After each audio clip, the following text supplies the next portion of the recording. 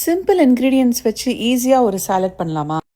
பச்சை பயிர் கொஞ்சம் எடுத்து ஓவர் நைட் சோக் பண்ணிவிட்டு ரொம்ப முஷி ஆகாமல் பார் பாயில்டாக குக் பண்ணிவிட்டு ஆற விட்டு தனியாக எடுத்து வச்சுக்கலாம். ஒரு பவுலில் கொஞ்சம் குக்கும்பர், டொமேட்டோஸ், ஆனியன், அதுக்கப்புறம் நம்ம குக் பண்ணி வச்சுருக்கிற மூங் தால், டேஸ்ட்டுக்கு 1 டேபிள் ஸ்பூன் போல் மேங்கோ, கொஞ்சம் இஞ்சி, பச்சை மிளகா, அதுக்கப்புறம் கொத்தமல்லி, இது எல்லாத்தையும் போட்டுட்டு மசாலாவுக்கு சால்ட், பெப்பர், சாட் மசாலா, அப்புறம் லெமன் ஜூஸ், இது எல்லாமே போட்டு நல்லா மிக்ஸ் பண்ணினா நம்ம ரெஃப்ரெஷிங்கான cucumber and moong dal salad ready.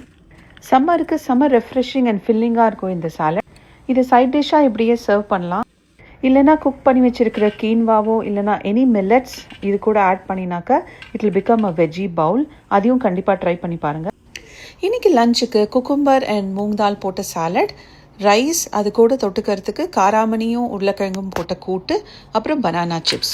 காராமணி கூட்டு நான் ஏற்கனவே ரெசிபி போட்டிருக்கேன், நான் அந்த ஸ்டோரிஸ்லேயும் ஷேர் பண்ணுறேன், வேணுன்னா செக் பண்ணி பாருங்கள். இந்த காம்பினேஷனை நீங்களும் ட்ரை பண்ணி பார்த்துட்டு எப்படி இருந்ததுன்னு கமெண்ட்டை சொல்லுங்கள்.